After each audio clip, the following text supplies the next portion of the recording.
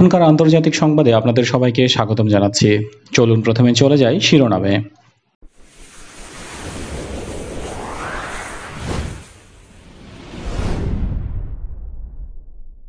ভারতকে শিক্ষা দিতেই চীন হামলা করেছিল, আমেরিকার গোয়েন্দা রিপোর্টে উঠে এলো এই তথ্য।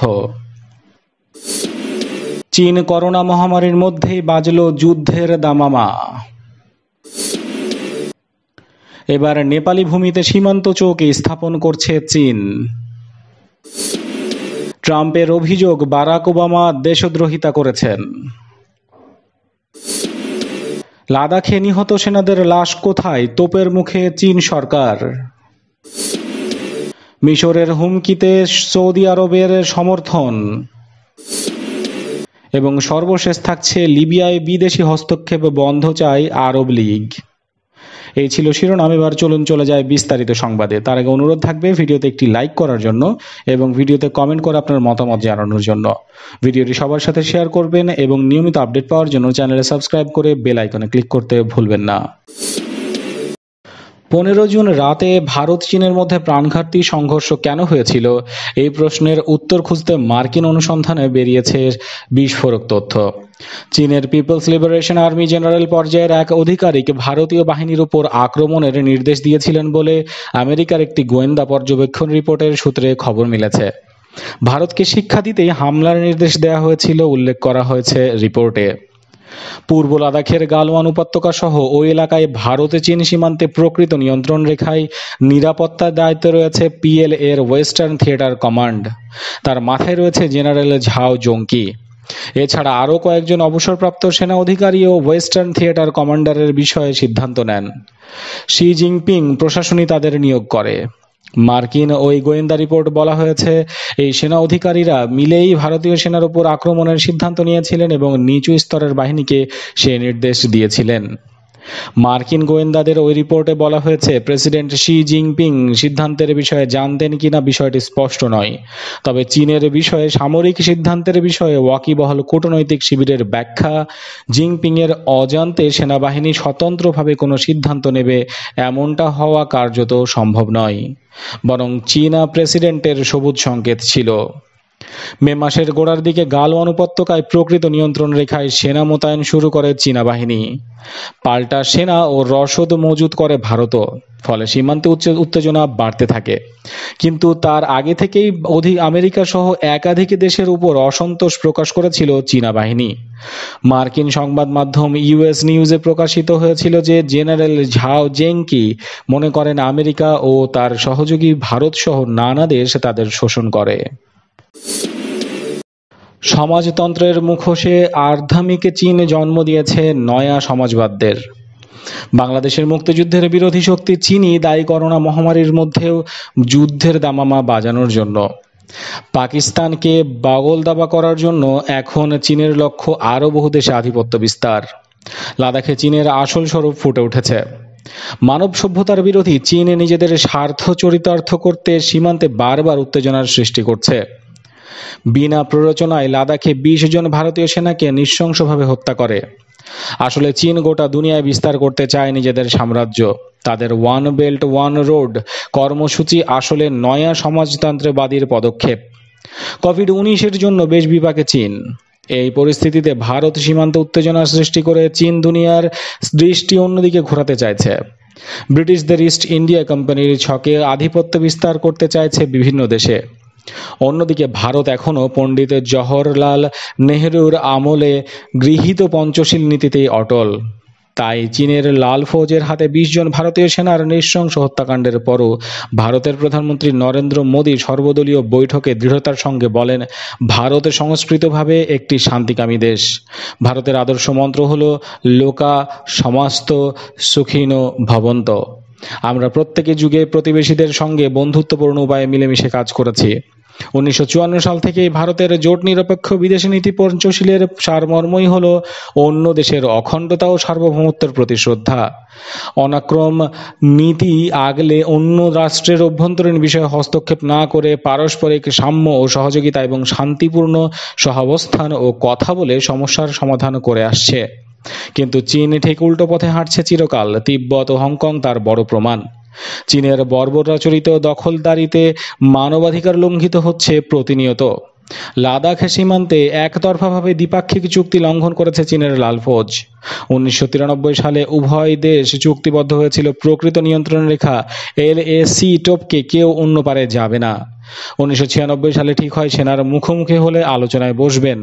2005-এর সিদ্ধান্ত কোনো পক্ষই গুলি চালাবে না। 2013 ঠিক নয়, অন্য পক্ষের টহলদার সেনাকে অনুসরণ করা হবে না, কিন্তু কোনো শর্তই মানেনি চীনের লালফৌজ, বরং সীমান্তে ইচ্ছাকৃতভাবে উত্তেজনার সৃষ্টি করেছে।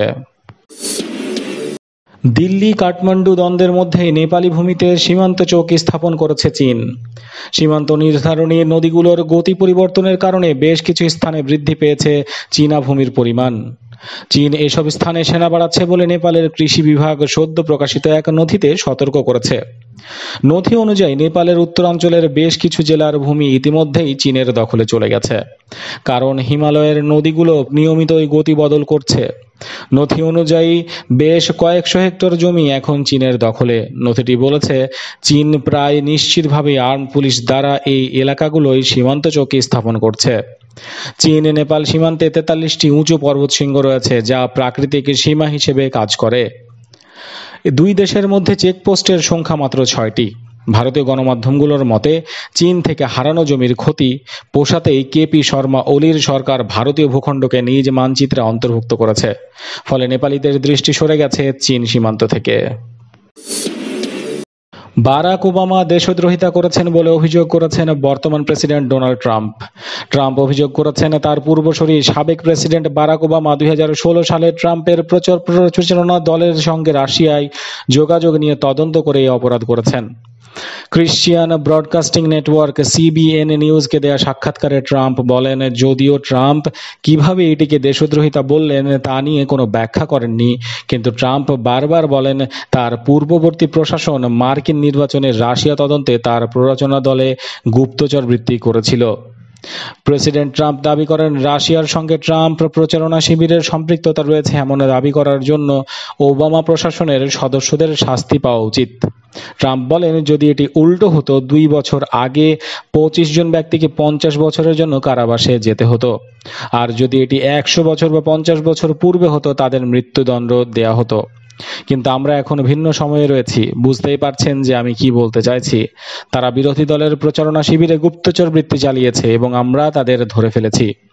ডোনাল্ড ট্রাম্প দীর্ঘদিন ধরে অভিযোগ করছেন ডেমোক্রেট দল, বিচার বিভাগ এবং FBI নিজেদের ক্ষমতাকে অপব্যবহার করেছে এবং তার প্রচারণা দলের সদস্যদের বিরুদ্ধে তদন্ত চালিয়ে তার প্রেসিডেন্টকে খর্ব করছে। সীমান্তে ভূখণ্ড অতিক্রম করে চীন ভারতের সংঘর্ষ 1 সপ্তাহ পেরিয়েছে। 15 জুন রাতে প্রতিবেশী পারমাণবিক ক্ষমতা সম্পন্ন দেশ দুইটির সেনাদের মধ্যে সংঘর্ষে ভারতের 20 সেনা নিহতের কথা জানানো হয়। তবে চীনের পক্ষ থেকে হতাহতের বিষয়ে বিস্তারিত কোনো কিছুই প্রকাশ করা হয়নি। পরবর্তীতে এক কমান্ডার নিহতের কথা জানায় বেইজিং। এমন ঘটনায় চীনের সামাজিক যোগাযোগ মাধ্যমে ক্ষোভ উপড়ে পড়েছে নেতাদিগের। নাগরিকরা দেশটির সামাজিক যোগাযোগ মাধ্যমে ব্যবহারকারীদের একাংশ সরাসরি শাসক কমিউনিস্ট পার্টি ও সরকারের ঊর্ধ্বতনদের আক্রমণ করতে হয় তা ভারতকে দেখে শিখুন, এরকম বলছে। কতজন সেনা নিহত, তাদের মরদেহ কোথায় রয়েছে, শেষকৃত্য হয়ে গিয়েছে কিনা সেসব নিয়ে প্রশ্ন। কলকাতার সংবাদ মাধ্যম আনন্দবাজার পত্রিকা জানায়, গালওয়ানে সংঘর্ষের ঘটনায় চীনা বাহিনীর এক কমান্ডারের মৃত্যুর খবর সোমবার সেনা স্তরের বৈঠকে প্রথম স্বীকার করেছে বেইজিং। প্রতিবেদনে বলা হয়েছে, চীনের সরকারি সংবাদ মাধ্যম গ্লোবাল টাইমসের দাবি, সংঘর্ষে ভারতের চেয়ে চীনের কম সেনা নিহত হয়েছে। যদিও 15 জুনের পরেই ভারতীয় সেনাবাহিনীর পক্ষ থেকে জানানো হয়েছিল পিপলস লিবারেশন আর্মির অন্তত 45 জন হতাহত হয়েছে। খবরে বলা হয়েছে, সম্প্রতি আমেরিকার একটি সামরিক পর্যবেক্ষণ সংস্থার রিপোর্টে বলা হয়, ভারতের সঙ্গে সংঘর্ষে চীনের অন্তত 34 জন সেনা নিহত হয়েছে। এদিকে চীনা নেটিজেনদের একাংশের দাবি, পিপলস লিবারেশন আর্মির নিহত কমান্ডারের মরদেহ গোপনে তার পরিবারের হাতে তুলে দেওয়া হয়েছে। কিন্তু নিহত অন্য সেনাদের বিষয়ে এখনও মুখ খোলেনি চীনা সরকার। লিবিয়ায় দীর্ঘদিন ধরে আন্তর্জাতিকভাবে স্বীকৃত government of national accord general Khalifa হাফতারের নেতৃত্বাধীন লিবিয়ান ন্যাশনাল আর্মির বিরোধিতা চলে আসছে। চলমান এই উত্তেজনা নিরসনে সামরিক হস্তক্ষেপের হুমকি দিয়েছে মিশর। এতে সমর্থন দিয়েছেন সংযুক্ত আরব আমিরাত ও সৌদি আরব। জানা গেছে জিএনএ-কে সমর্থন দিচ্ছে তুরস্ক, আর হাফতারকে সমর্থন দিচ্ছে আরব আমিরাত, মিশর ও ইউরোপের কিছু রাষ্ট্র। দুই পক্ষই তেল সমৃদ্ধ লিবিয়ায় সরকার গঠন করতে মরিয়া। সম্প্রতি এলএনএ-র দখলে থাকা বিভিন্ন ঘাঁটি ও গুরুত্বপূর্ণ শহর নিজেদের আয়ত্তে নিয়ে নেয় জিএনএ, যেখানে স্পষ্ট সহযোগিতা রয়েছে তুরস্কের। এরপরই মিশরের প্রেসিডেন্ট আবদেল ফাত্তাহ সিসি হুমকি দিয়ে বলেছেন, লিবিয়ার পূর্বাঞ্চলের সিরতে শহরে জিএনএ আগ্রাসী ভূমিকা দেখালে মিশর সামরিক হস্তক্ষেপ নেবে। সিরতে শহরটি মূলত লিবিয়ার রাজধানী ত্রিপলি থেকে ৩৫০ কিলোমিটার পূর্বে মিশর সীমান্তের কাছে অবস্থিত। বর্তমানে এলএনএ-র দখলে আছে এটি, কিন্তু জিএনএ-র নজরও ওই শহরটির ওপর। মিশরের প্রেসিডেন্ট বলেন, সিরত শহর আমাদের জন্য একটি রেড লাইন, কারণ শহরটি আমাদের সীমান্ত ঘেঁষা। সীমান্তের মর্যাদা ও ধ্বংসের হাত থেকে রক্ষায় মিশর সরাসরি সামরিক হস্তক্ষেপ করতেও প্রস্তুত। এই হুমকির পর সৌদি পররাষ্ট্র মন্ত্রণালয়ের এক বিবৃতিতে জানানো হয়, মিশরের সঙ্গে আমরা একমত। সীমান্ত ও সীমান্তবর্তী মানুষের নিরাপত্তা নিশ্চিত করা তাদের অধিকার।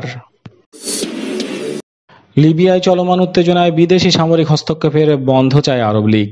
সোমবার the international follow up committee on লিবিয়ার সঙ্গে সংস্থাটি এক ভিডিও কনফারেন্সে এই সিদ্ধান্ত জানিয়েছে। ভিডিও কনফারেন্সে আইএফসিএল থেকে জানানো হয়, লিবিয়ার সিরতে শহরকে ঘিরে উত্তেজনার নতুন মাত্রা নিয়েছে।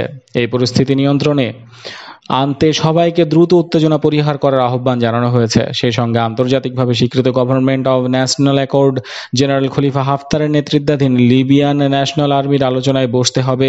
উভয় পক্ষের সম্মতিতে সিরতে শহরে দ্রুত যুদ্ধবিরতি ঘোষণা করার আহ্বান জানানো হলো। সোমবার এই ভিডিও কনফারেন্সে মিশরের president Abdel Fattah al Sisi লিবিয়াতে সামরিক হস্তক্ষেপের যে হুমকি দিয়েছেন তা পর্যালোচনা করা হয়েছে।